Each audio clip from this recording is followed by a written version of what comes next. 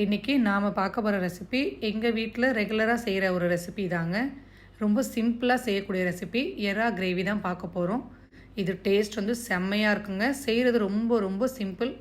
ஒரு வாட்டி இந்த ஸ்டைலில் நீங்கள் செஞ்சு எல்லாருக்குமே கொடுத்தீங்கன்னா எப்போ நீங்கள் எறா வாங்கினாலும் இதே தான் செய்ய சொல்லுவாங்க. ஏன்னா டேஸ்ட் வந்து அந்த அளவுக்கு செம்மையாக இருக்கும். இன்றைக்கி இந்த சிம்பிளான எறா கிரேவி எப்படி செய்கிறதுன்னு சொல்லி பார்க்கலாங்க. வாங்க வீடியோக்குள்ளே போகலாம். இந்த எறாவோட அளவு பார்த்திங்கன்னா 350 கிராம். எறாவை நல்லா வாஷ் பண்ணி எடுத்து வச்சுருங்க. இப்போது பேனில் 1 டீஸ்பூன் எண்ணெய் ஊற்றிட்டு இதில் வந்து நாம் வாஷ் பண்ணி வச்சு எறாவை சேர்த்துக்கோங்க.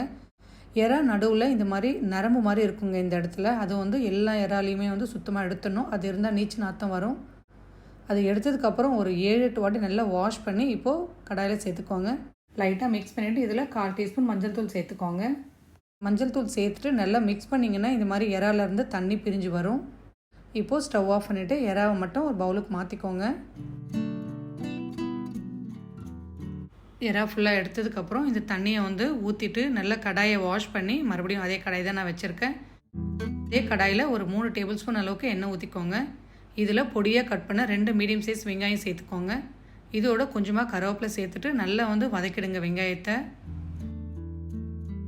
வெங்காயம் ஒரு 60% வெந்ததுக்கப்புறம் இதில் 2 மீடியம் சைஸ் தக்காளி நல்ல சின்ன பீஸாக கட் பண்ணியே சேர்த்துக்கோங்க. தக்காளி நல்லா குழஞ்சி வெந்து வரணுங்க. அதுக்காக நான் வந்து ஒரு 1/2 டீஸ்பூன் கல்லுப்பு சேர்த்துருக்கேன். தக்காளியை நல்லா இந்த மாதிரி ஸ்மாஷ் பண்ணிவிடுங்க. தக்காளி வதங்குறதுல தான் இந்த கிரேவியோட டேஸ்ட்டே இருக்குங்க. நல்லா வந்து தக்காளி வதங்கினதுக்கு அப்புறம் தான் வந்து நாம் இஞ்சி பூண்டு பேஸ்ட்டே வந்து இப்போ சேர்க்குறோம்.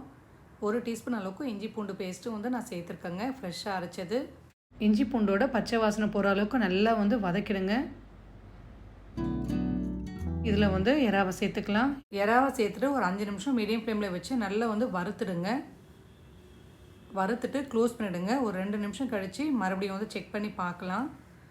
இப்போ மறுபடியும் ஒரு வாட்டி நல்லா வந்து மிக்ஸ் பண்ணிவிட்டு வேக வச்ச உருளைக்கிழங்கு சேர்த்துக்கலாங்க. 2 வந்து மீடியம் சைஸ் உருளைக்கிழங்கு தோல் எடுத்துகிட்டு சின்ன பீஸாக கட் பண்ணி சேர்த்துட்டு நல்லா வதக்கிடுங்க. மறுபடியும் ஒரு 1/4 டீஸ்பூன் மஞ்சள் தூள் சேர்த்துக்கோங்க. இதோட வீட்டில் அரைச்ச குழம்பு மசாலா தூள் ஒரு 2 டேபிள் ஸ்பூன் நான் சேர்த்துருக்கேன். எல்லாத்தையுமே வந்து நல்லா மிக்ஸ் பண்ணிவிட்டு இதில் இப்போது ஒரு 1/2 டம்ளர் தண்ணி சேர்த்துக்கோங்க.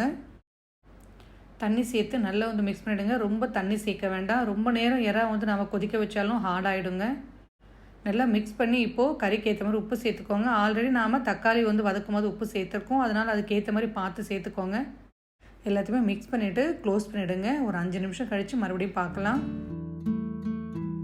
ஸ்டவ் ஃப்ளேம் மீடியமில் வச்சுட்டே வந்து எறா கிரேவியை வந்து ரெடி பண்ணிக்கோங்க. ஹையில் வச்சுட்டு நீங்கள் க்ளோஸ் பண்ணிங்கன்னா தீஞ்ச மாதிரி ஆகிடும். 5 நிமிஷம் கழித்து பாருங்கள், நல்லா வந்து கொதிக்க ஆரம்பிச்சிருக்கு.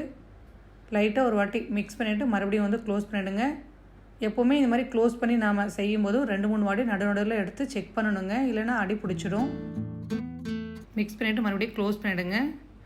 இப்போ பாருங்கள், நாம் ஊற்றின தண்ணி ஃபுல்லாக குறைஞ்சிருக்கு. கறியும் வந்து ரெடி ஆகிடுச்சிங்க. இது பார்த்திங்கன்னா கரெக்டான கன்சிஸ்டன்சி. இந்த கன்சிஸ்டன்சியில் நீங்கள் ஸ்டவ் ஆஃப் பண்ணிக்கோங்க. இதில் பொடியாக கட் பண்ண கொத்தமல்லி சேர்த்து நல்லா வந்து கலந்துக்கிட்டு இப்போது பவுலுக்கு மாற்றிக்கோங்க. இந்த கிரேவி பார்த்திங்கன்னா ரைஸ் கூட, சப்பாத்தி, தோசை, இட்லி எல்லாத்துக்குமே வந்து ஒரு நல்ல சைட் டிஷ் இது. இதே ஸ்டைலில் ஒரு வாட்டி ட்ரை பண்ணி பாருங்கள். எல்லாருமே வந்து விரும்பி சாப்பிடக்கூடிய ரெசிபி இது. ரொம்ப சிம்பிளாக வந்து செஞ்சிடலாம். இந்த வீடியோ உங்களுக்கு பிடிச்சிருந்தால் லைக் பண்ணி சப்ஸ்கிரைப் பண்ணுங்கள். தேங்க்ஸ் ஃபார் வாட்சிங்.